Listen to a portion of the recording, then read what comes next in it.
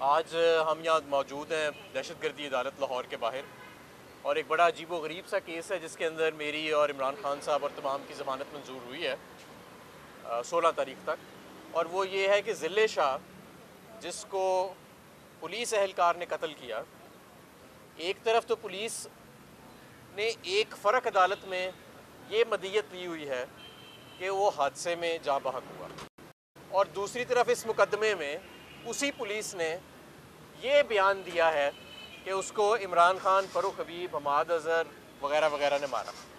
तो आप लें कि इस मुल्क के क्रिमिनल जस्टिस सिस्टम का क्या हाल है कि एक ही पुलिस, एक ही शहर की पुलिस, एक ही थाने की पुलिस एक ही शख्स के कत्ल के ऊपर दो मुख्तलिफ बयानात दे रही है। इस वक्त एक ऐसी कैफियत जो है वो हमारे यहाँ मौजूद है। आज इमरान खान साहब भी इस्लामाबाद 9 मुकदमात में पेश होने जा रहे हैं।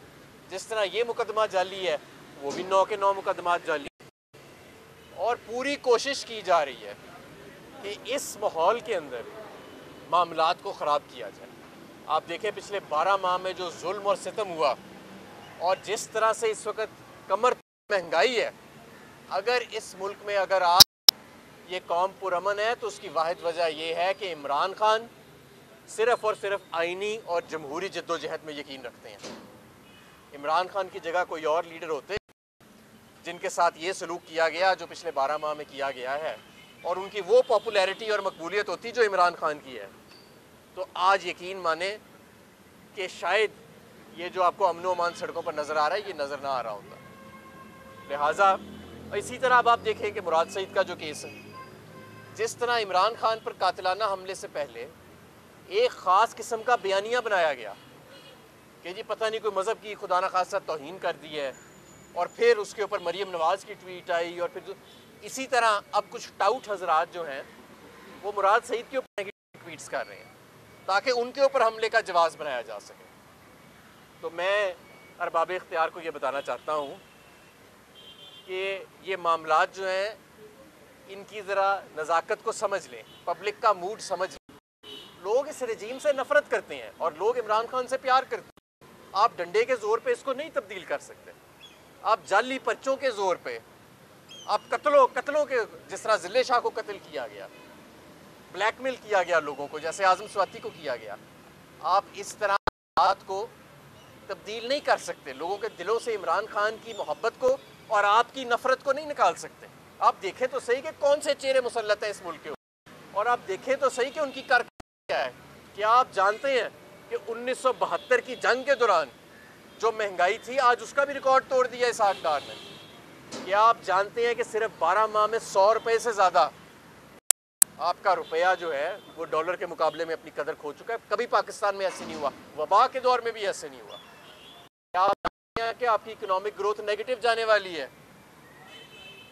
क्या आप जानते हैं, ज़रा जाके देखें इंडस्ट्रियल एरियाज़ में कि कैसे बेरोज़गारी वहाँ पे लाखों की तादाद में मौजूद है, और हर हफ्ते लाखों की तादाद में गुर्बत की लकीर से नीचे जा रहे हैं। और पूरी रियासत को किस चीज़ की परेशानी है कि इमरान खान को हरासा कैसे करना है, उसके चाहने वालों को कैसे हरासा करना है, और शायद डंडे के ज़ोर पे इस सारी तहरीक को कैसे तोड़ना है, जो तहरीक है ही आइन की तहरीक, इस मुल्क में इंसानी हकूक़ की तहरीक। तो इंशाअल्लाह ताला मैं समझता हूँ कि ये मामलात पूरी कौम जो है पिछले 12 माह में खड़ी हो गई है, और ये जितने भी मंसूबे बने थे और साजिशें बनी थी, ये माजी के पिछले 12 महीने के जितने मंसूबे जिस तरह नाकाम हुए हैं, ये भी नाकाम हुए।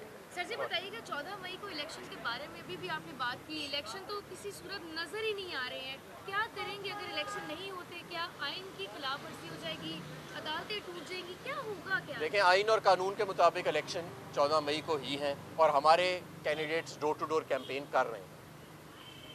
अब अगर आइन कोई काम करना चाहता है तो करके देख ले, लेकिन मैं आपको एक बात बताऊं कि ये जमहूरियत, इंसानी हकूक़ और आइन कोई ऐसे कागज़ की पे रद्दी का टुकड़ा नहीं है कि जो जब आया जिसकी जल्दी उसको जो रईस में एक मुकम्मल तौर पे इन्फॉर्म्ड अवाम जो है वो उसके साथ अब ऐसे खिलवाड़ नहीं किए जा सकते, और इस मुल्क के साथ ऐसे खिलवाड़ नहीं किए जा सकते। ये बताएं, इमरान खान साहब इस्लामाबाद जा रहे हैं, और ये बात बताएं जो GIT बनाई गई उसकी आप मैंने, और सेकेंडली ज़िले शाह की जो रिपोर्ट भी आ गई थी वो तशद्दुद से इतने बढ़ गए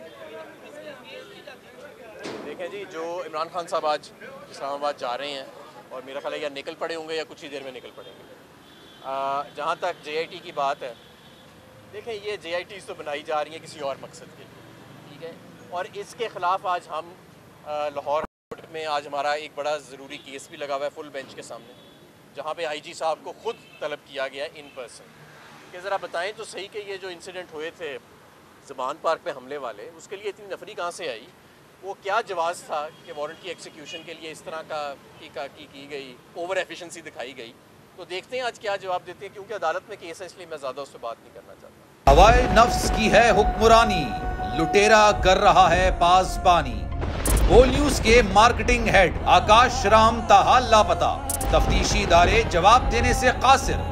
अहले खाना परेशान, बेटे की जुदाई में माँ गम से निढाल। जो बच्चो हिंदू पर आए थे जो को पाकिस्तानी, मुझे मेहरबानी करे पंहिंजो आकाश वापस कयो। अमेरिकी सेनेट में कांग्रेसमैन की आकाश राम के अगवा के खिलाफ पुरजोर मुजम्मत। And I, of course, have been concerned about some of the terrible disappearances, some of the abuses of human rights in Pakistan. United nation ने भी आकाश राम की बाजियाबी के लिए मौसर इकदामात उठाने का इंदिया दे दिया। मुश्किल की इस घड़ी में आर्मी मीडिया समेत इंडियन मीडिया भी चीख चीख कर आकाश राम की बाजियाबी के लिए आवाज उठा रहा है। आलमी सहाफती तंजीम और इंसानी हुकूक की आलमी तंजीमों की भी आकाश राम के अगवा की मुजम्मत। उफ क्या जुल्म है, बोल इंसाफ का मुंतजिर। सब्सक्राइब करें और बेल दबाएं ताकि कोई खबर रह न जाए।